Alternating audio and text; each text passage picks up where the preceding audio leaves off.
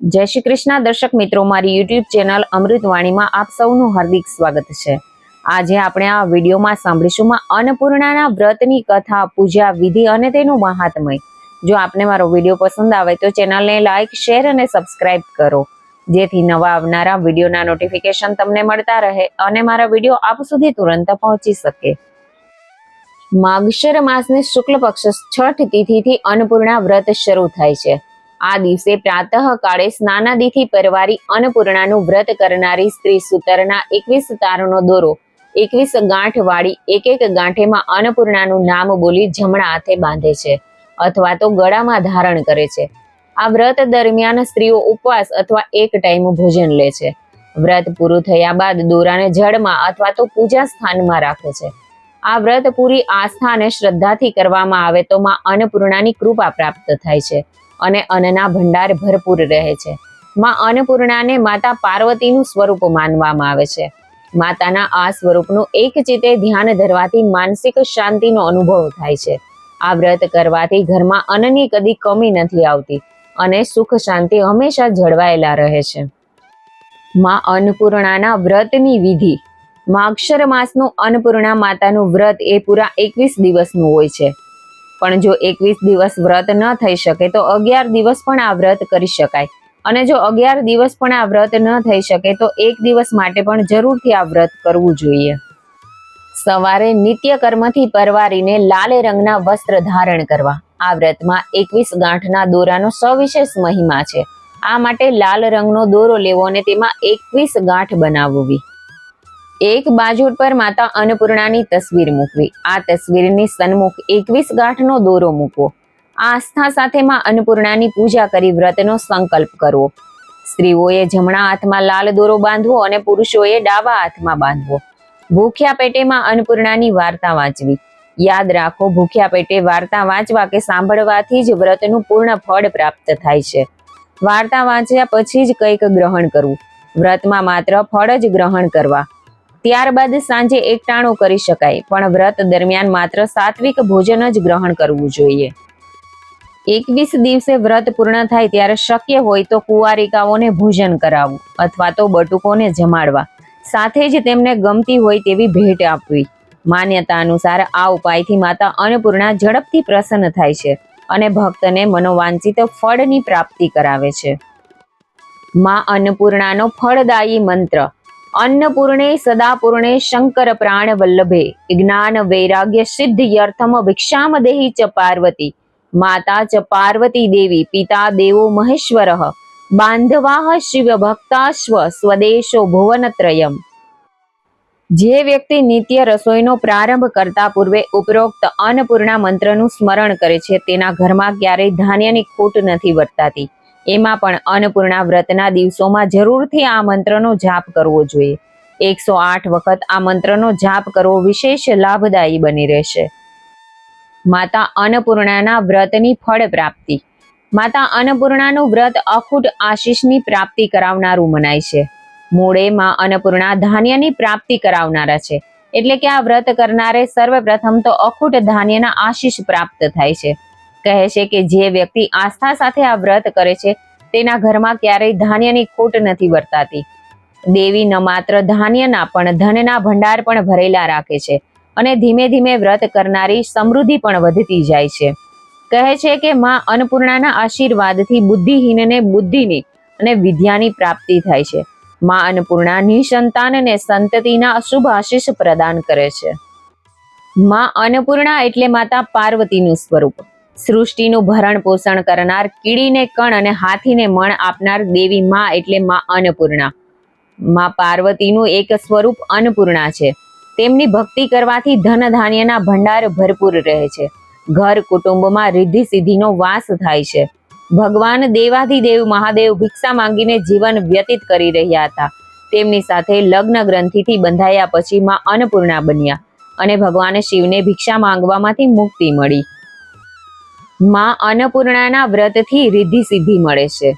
અન્નપૂર્ણાના વ્રત માટે બહેનોએ દરેક અનાજ વચ્ચે માતાજીની પ્રતિમા અથવા ફોટો રાખીને કંકુ તિલક કરી ફૂલહાર કરી માતાજીની આરાધના કરવી, જેના કારણે અન્નપૂર્ણા માતાજીની કૃપા દ્રષ્ટિથી ઘરમાં રિદ્ધિ સિદ્ધિ વરસશે આ ઉપરાંત આ દરમિયાન મહિલાઓએ બપોરે માતાજીનો થાળ ધરાવ્યા બાદ ગાય અને શ્વાનનો ભાગ કાઢ્યા બાદ જ ભોજન કરવું, જેને કારણે માતાજીની પ્રસન્નતાથી ઘરના ભંડારો અભરે ભરાય છે.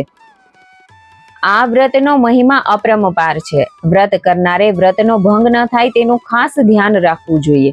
જો ભૂલથી ખવાઈ જાય તો બીજા દિવસે નકોરડો ઉપવાસ કરવો. માં અન્નપૂર્ણાના વ્રતની કથા. કાશી નગરીમાં એક બ્રાહ્મણ અને બ્રાહ્મણી રહેતા હતા. તેઓ ખૂબ જ ગરીબ હતા. તેઓ ભિક્ષાવૃત્તિ કરીને પોતાનું ગુજરાન ચલાવતા હતા. પરંતુ તેમના નસીબ સારા ન હોવાથી ગમે તેટલી ભિક્ષાવૃત્તિ કરવા જાય તો પણ બંનેનું ગુજરાન ચાલે તેટલી ભિક્ષા આવતી નહીં.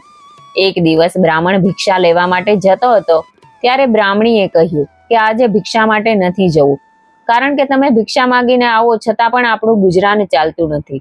માટે કોઈ પ્રભુ કે દેવી ઉપર શ્રદ્ધા રાખી અને તેમની સેવા પૂજા કરો, તો આપણા સામું પ્રભુ જોશે અને આપણા નસીબ આડેથી પાંદડું ખસી જશે. બ્રાહ્મણને આ વાત સાચી લાગી, તેથી તેની બાજુમાં દેવી અન્નપૂર્ણાનું મંદિર હતું. તેની શ્રદ્ધાથી એક ચિત્તે પ્રાર્થના કરવા લાગ્યો. આમ કરતા ભૂખ્યા પેટે તેને મંદિરમાં 3 દિવસે બ્રાહ્મણને માતા અન્નપૂર્ણા પ્રસન્ન થયા અને કહે કે તું મારું વ્રત શ્રદ્ધાપૂર્વક કરજે, તારું દુઃખ જરૂર દૂર થશે. ત્યારે બ્રાહ્મણે કહ્યું કે માતાજી, તમારું વ્રત કેવી રીતે થાય તેની વિધિ મને કહો. ત્યારે માતાજીએ કહ્યું કે અહીંથી થોડે દૂર પૂર્વમાં એક સરોવર છે, ત્યાં ઘણી બહેનો વ્રત કરતી હશે અને તેને તેની વિધિ જરૂર કહેશે. આ સાંભળી બ્રાહ્મણ માતાજીને પગે લાગીને ઘેર આવ્યો અને બ્રાહ્મણીને બધી વાત કરી. ત્યારે બ્રાહ્મણીએ ખુશ થઈ વ્રત કરવાની રજા આપી. પછી બ્રાહ્મણ તો પૂર્વ દિશામાં ચાલ્યો જાય છે. 2-3 દિવસ ચાલ્યા બાદ એક સરોવર આવે છે. કેટલીક બહેનોને સરોવર પાળે પૂજા કરતી જોઈ અને તે ત્યાં જઈને પૂછે છે કે બહેનો, આ તમે કોનું વ્રત કરો છો? ત્યારે એક બહેન બોલી કે ભાઈ, અમે માતા અન્નપૂર્ણાનું વ્રત કરીએ છીએ. બ્રાહ્મણે કહ્યું કે એ વ્રત કરવાથી શું લાભ થાય અને તે વ્રત કેવી રીતે થાય તે મને કહો. ત્યારે એક બહેન બોલી કે આ વ્રત કરવાથી દુખિયાના દુઃખ ટળે, રોગીના રોગ મટે, સંતાન વિહોણું ઘર હોય તો પારણે બંધાય અને નિર્ધનને ધન મળે છે. વ્રત કરનારની દરેક મનોકામના પૂર્ણ થાય છે. હવે આ વ્રતની વિધિ સાંભળો.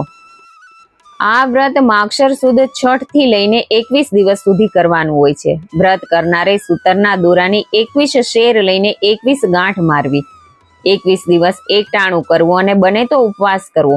21 દિવસ પૂરા થતા વ્રતનું ઉજવણું કરવાનું અને યથાશક્તિ પુણ્યદાન કરવાનું. આ વ્રત દરેક સ્ત્રી પુરુષ કરે છે. તમે પણ માનો દોરો લઈ અન્નપૂર્ણાનો જાપ જપતા જપતા માનું વ્રત કરો.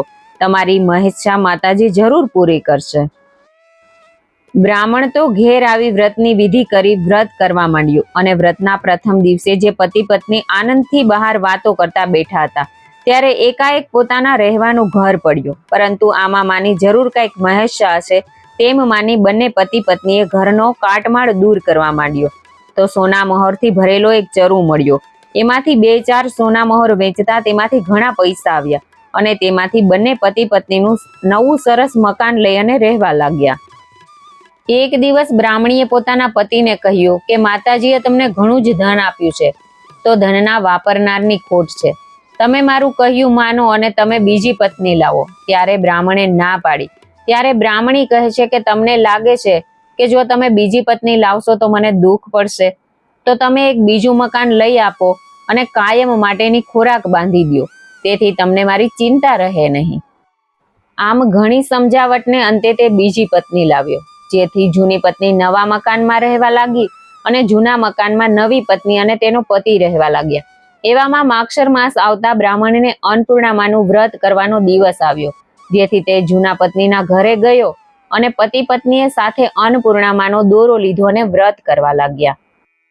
આ વાત નવી પત્નીને ન ગમવાથી પોતાનો પતિ નિંદ્રાધીન હતો ત્યારે તેના ગળામાં બાંધેલો માતાજીનો દોરો સગડીમાં નાખી દીધો. તેવો જ માનો કોપ થયો, તેથી તેમના મકાનને એકાએક આગ લાગી અને બંને માંડ બચાવીને ઘરની બહાર આવ્યા અને માના આશીર્વાદથી મેળવેલો અપાર વૈભવ નાશ પામ્યો.